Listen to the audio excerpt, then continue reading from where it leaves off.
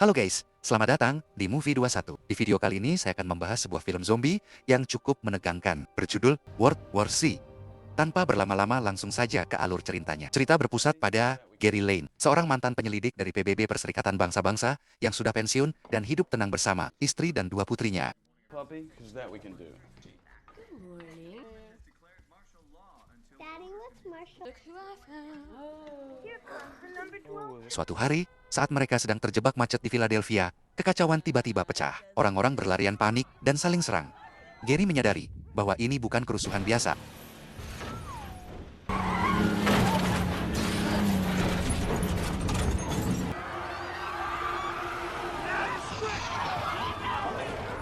Orang yang digigit akan berubah menjadi makhluk buas, dan sangat cepat, hanya dalam waktu 12 detik. Dengan keahliannya, Gary berhasil membawa keluarganya kabur menggunakan mobil RV curian. Gary menghubungi mantan atasannya di PBB, Terry, mengirimkan helikopter untuk menyelamatkan keluarga Gary dari atap sebuah gedung di Newark.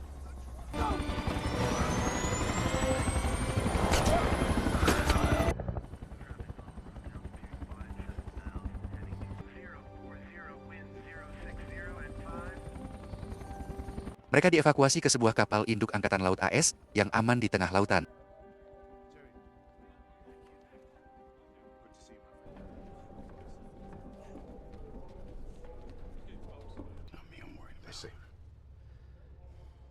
Baby.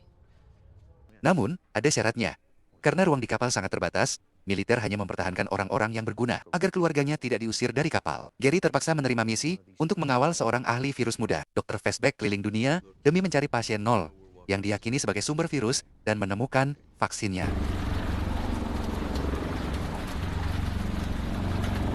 Power. We're running on fumes, so there's really no choice. We gotta put a collapse.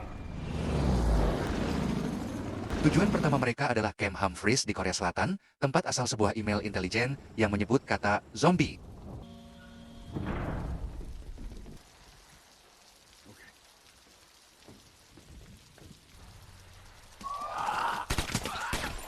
Sayangnya, setibanya di sana, Dr. Fastback panik saat diserang zombie.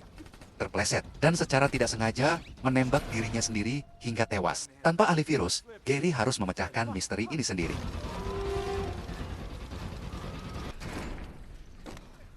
One ammo count, and then you reload your mag. Trying to figure out what the hell this thing is. Well, 11 days ago. It had the word zombie in it. Do you know anything about it? Dari seorang mantan agen CIA yang ditahan di sana, Gary mendapat petunjuk aneh.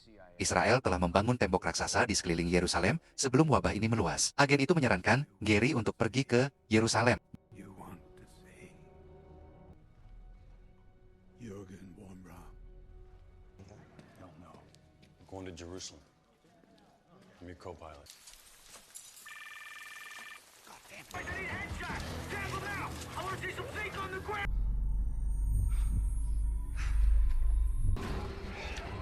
Alright, I have instrument, but only on single prop. You have to talk me through it.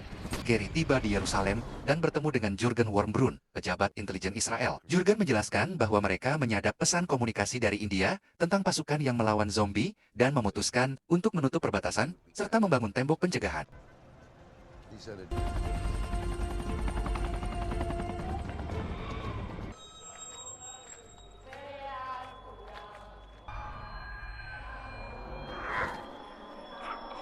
Yerusalem awalnya aman dan bahkan menerima pengungsi. Sayangnya, para pengungsi yang bersukacita mulai bernyanyi dengan suara yang sangat keras. Suara keras ini memancing para zombie di luar tembok. Para zombie tersebut saling menumpuk satu sama lain, membentuk piramida hidup yang luar biasa tinggi. Hingga akhirnya mereka berhasil memanjat dan melewati tembok raksasa tersebut.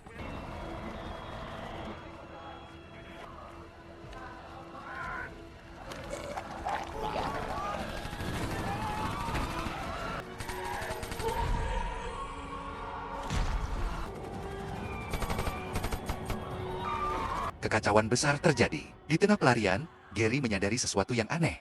Zombie-zombie itu melewati beberapa orang dan sama sekali tidak menyerang mereka.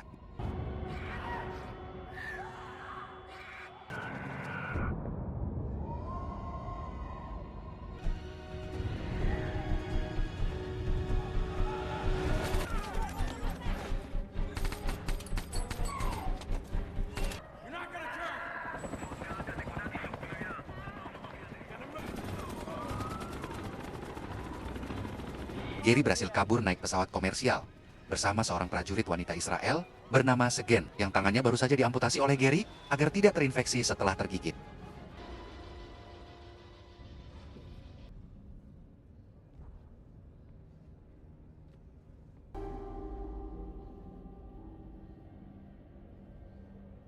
I love you.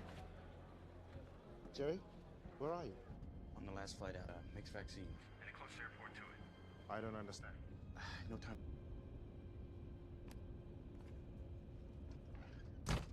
Gary memerintahkan pilot pesawat untuk terbang ke fasilitas penelitian medis WHO terdekat di Cardiff, Wales. Namun, di tengah penerbangan, terungkap bahwa ada satu zombie yang menyusup ke dalam pesawat.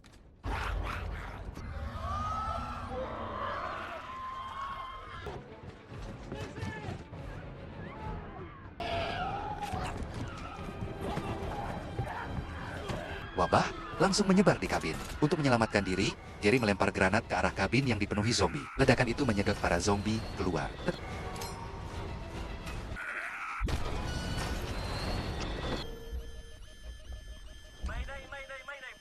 Tapi juga membuat pesawat jatuh di dekat fasilitas WHO.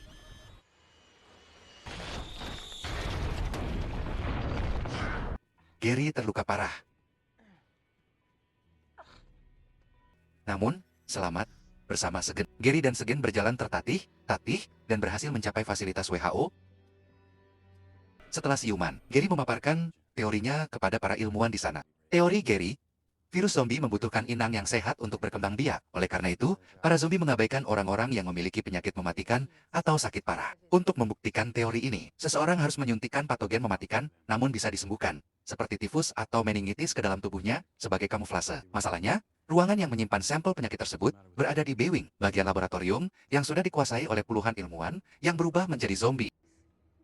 Equipped with the right pathogen, our troops would be. Right. We have all we could want. Typhus, H1N, they're all stored in B-Wing. What's the matter? Dr. Spellman, our chief vaccinologist, isolate the pathogenic cause. How many are there? There were 80 people working there. Gary, Segen, dan seorang dokter WHO mengendap-endap masuk ke B-Wing.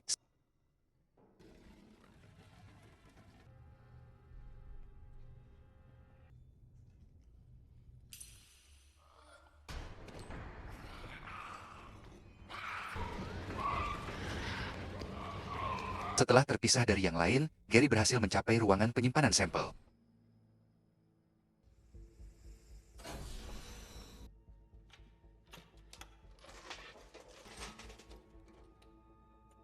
Namun, seekor zombie menghalangi pintu keluarnya. Gary tidak punya pilihan. Ia secara acak mengambil salah satu sampel penyakit mematikan dan menyuntikkannya ke tubuhnya sendiri. Ia menunggu beberapa saat, lalu membuka pintu. Secara ajaib, zombie itu menatap Gary dan kemudian berjalan melewatinya.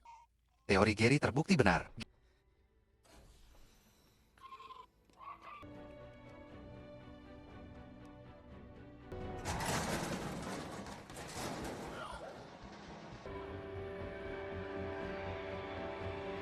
Gary berjalan kembali ke teman-temannya dengan aman menembus kerumunan zombie yang mengabaikannya.